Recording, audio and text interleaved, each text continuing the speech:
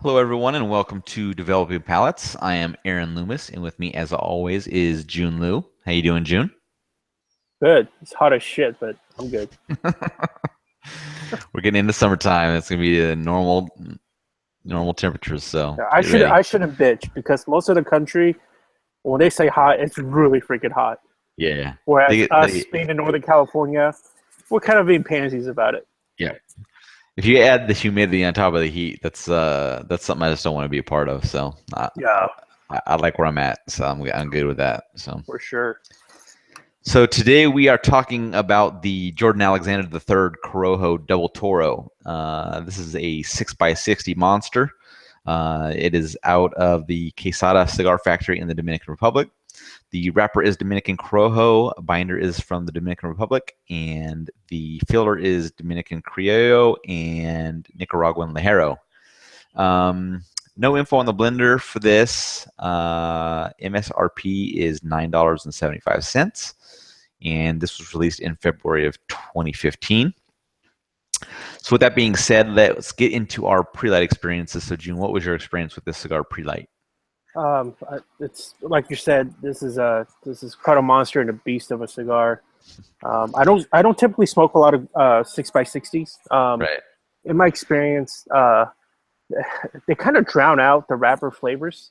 Mhm. So I typically don't, go to that size or that girth, I guess. Um, but the actual, so within the cigar look, I thought it had a smooth Colorado Claro wrapper on it. My example had a bunch of like little dark spots that just come as it's almost like a little kid just kind of drew random like lines on it. Mhm. Um, it was pretty veiny, but on the actual roll and bunching, I thought that cigar had a good give when I kind of get a little pinch test on it. So it made me think that I wasn't going to have any issues with the draw. And last but not least, I really enjoyed the pigtail in that semi-close foot look. Mhm. I'm a sucker for that kind of a thing, and it looks nice. So I don't know about that blue on that band. It's kind of uh, it's kind of loud Right. given the entire cigar's look because with cigars and it's like a natural brown or some color, right? Typically, Yeah, I got the so it band. was I got kind the of weird. band right here. I mean, there's not a ton of blue on it, but it's just I mean, when it's on the cigar, you can kind of see it. So, Hmm. Right. So Prelight aromas. I thought that the wrapper aroma had a lot of pungent barnyard on it, a lot of sharp cedar. So I really dig that. Foot aromas of I got a lot of white pepper, like a very like a singing kind of white pepper, a lot of white pepper, and a lot of sharp cedar. That same sharp cedar that I had on the wrapper. And cold draw, I namely got just sweet natural tobacco notes and some sawdust and kind of that dry cardboard that I get pretty often on pre-light. mhm. What about you? Yeah. So, I mean, I think the size is pretty much already spoken about. The wrapper was like chocolate brown colored. There were, like you said, there was a fair number of veins there. Seems were easily visible, but they were smooth. And the head of the cigar was very flat. I don't know if yours was the same way, but the Mm, head was flat, and mhm. then it had the pigtail wrapped up on there. The wrapper folds over to make a semi-enclosed foot. The aroma I got from the wrapper was very barnyardy, um, and the aroma from the foot also had some of the barnyard because the wrapper was rolled over, and also got a significant raisin-like sweetness. So very sweet there as well. Pre-light draw, it brought some of the same raisin sweetness with a little bit of leather, and I got a little bit of spicy tingle on my lips. Um, so, so let's get into flavor then. First third through final third. Kind of take us through your experience.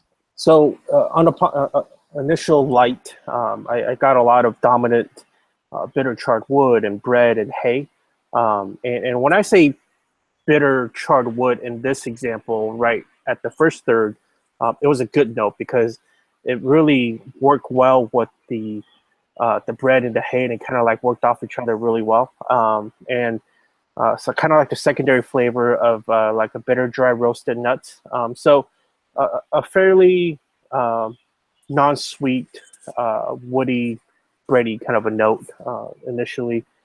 And at that point, I thought that what surprised me was I pretty much got no spice in the cigar. Hmm. And when I say, and the reason I was surprised by that is because it's Dominican Corojo, right? Right. So I would expect spice out of Corojo in general.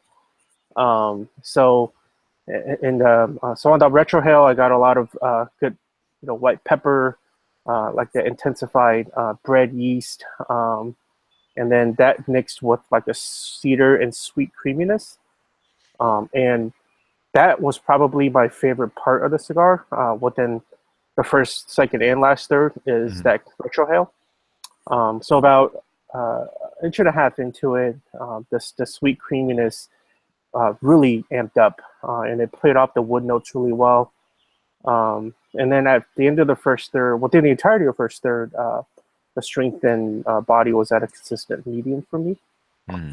So moving into the second third, still got that sweet and creamy bread, bitter dry roasted nuts. Still didn't get much on spice department on the mouth draws, but on the retrohale, I was able to get a little bit more of that white pepper. So again, the retrohale, I really wanted the mouth draws to taste like what I had in the retrohale. Hmm.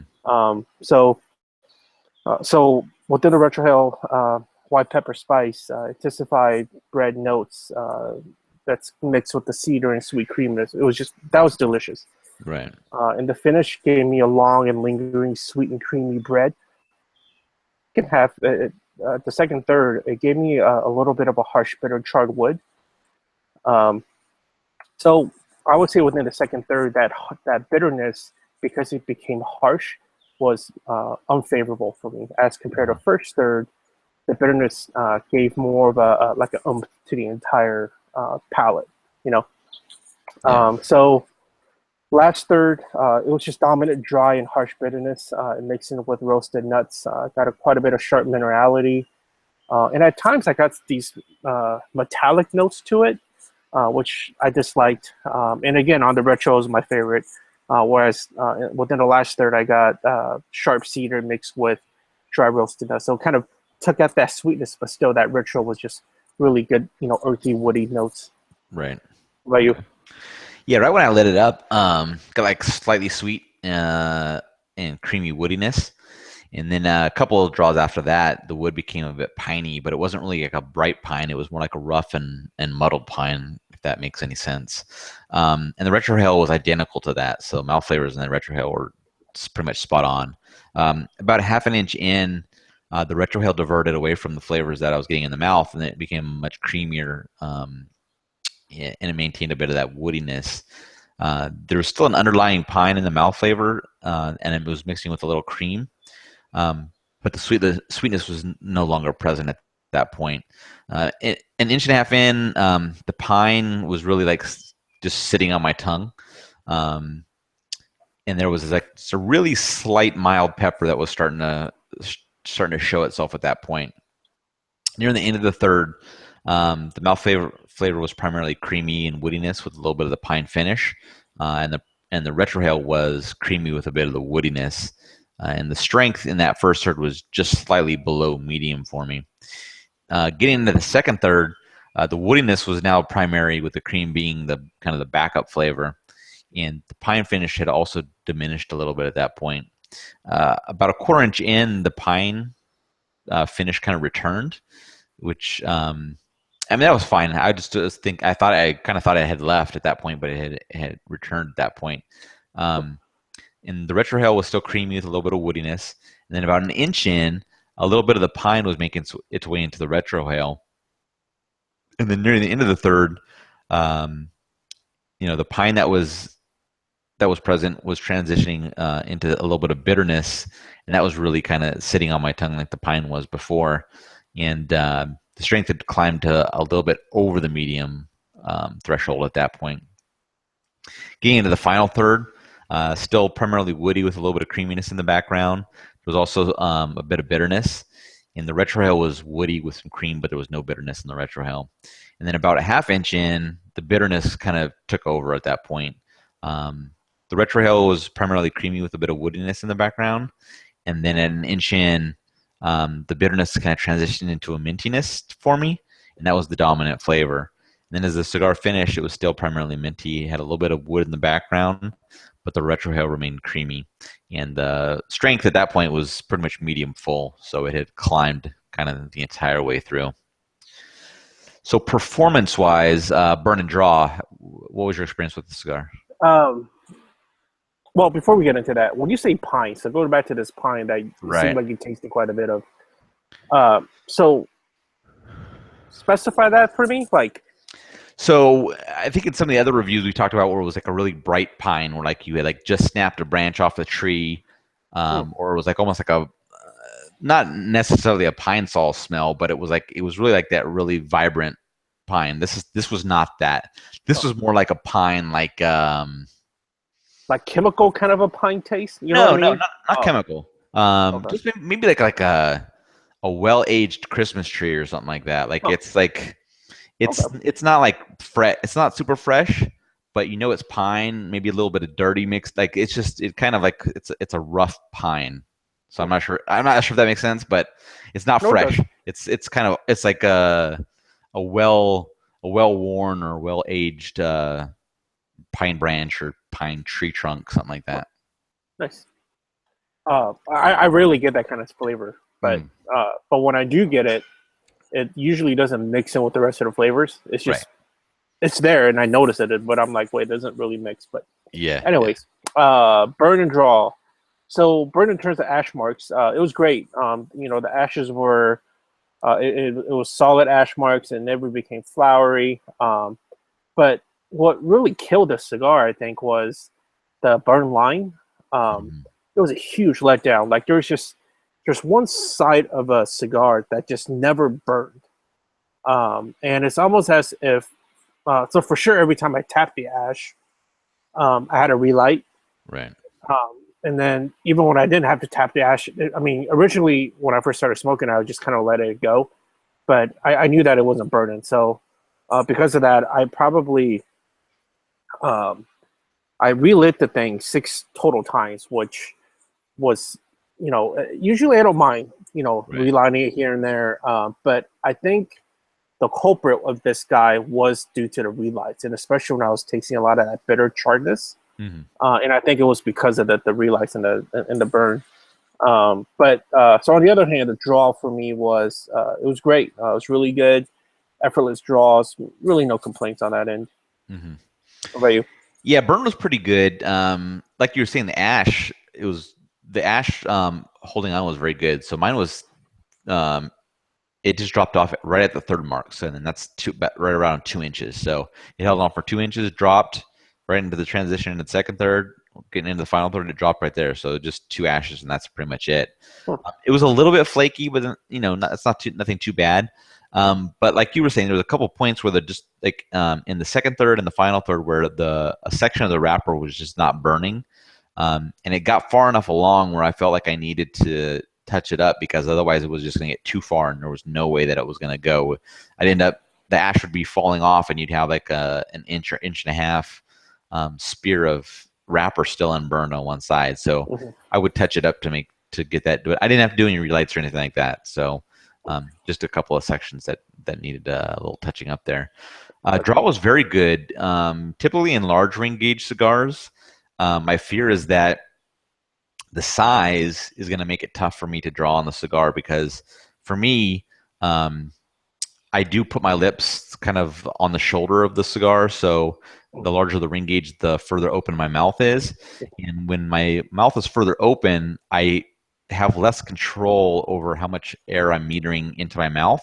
Mhm. Um, so if the draw is really tight or really loose, it's just going to be kind of compounding on whatever that status is. So if it's really loose, it's just going to feel like there's a whirlwind of smoke coming into my mouth. But if it's really tight, I'm feeling like I'm having to like really work to get some smoke in my mouth. But the the draw on this one was really nice.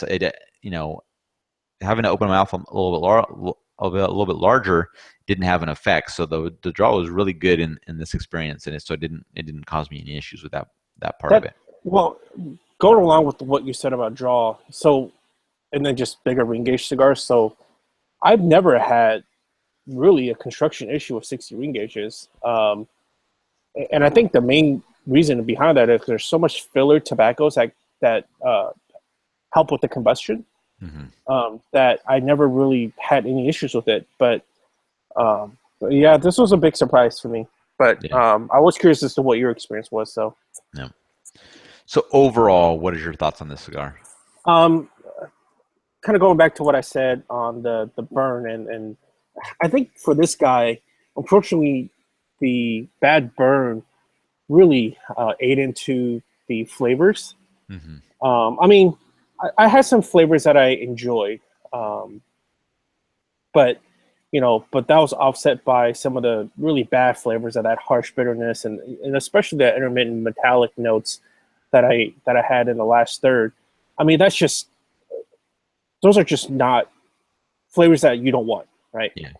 And the reason you don't want them, because for me, especially when a cigar becomes harsh, it really takes away from the other flavors, and Hmm. that it really masks all the other flavors, and it just leaves your palate so sticky with just that harshness. So I did enjoy that aspect of it. Hmm. I am interested in smoking a smaller ring gauge of this cigar. Hmm. I certainly would like to taste more of that Dominican Corojo wrapper.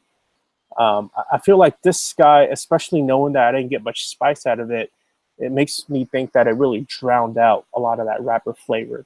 Hmm. So, I mean, it, so for me, basically, the cigar went from like good first third, average second third, to a subpar on the last third. Hmm. And it just kind of went steadily downhill through the entire smoking experience. Right. And that's unfortunate. Yep. Yeah, I thought the cigar was okay. First serve was the best for me, and then it kind of slowly went downhill from that point. The bitterness that I experienced in the last third, that really put a damper on things. It was not a helpful feature to the cigar. And just like you said, and I put this in my notes, I would like to try this in a smaller ring gauge. I'm not the biggest fan of 6x60s. I always give them a shot, but I just think that the 6x60 is probably not the best Vitola for this cigar. I would bet fairly heavily that a smaller ring gauge is going to perform definitely better than this. Mhm. Um, but with the strength level, I think it's probably approachable to most smokers. I mean, it did get medium full in the final third, but you know, I think with the level of increase, I think you'll kind of ramp yourself up to that. Um, Definitely, probably an afternoon or evening time frame would work best. But I think this cigar would probably pair well with brown spirits. So if you're into having a drink while you're having the smoke, that might be a good fit for this one. So getting into scoring, you gave this cigar a 4.8, and I gave it a 5.53. So how do you think your scoring rates with your experience? So 4.8, pretty much just slightly below average cigar, Right. which which I'm good with. Is that burn really killed it. I mean, we have another sample of this that for this review I didn't get to smoke Mhm. prior to doing the review, so I'll smoke that.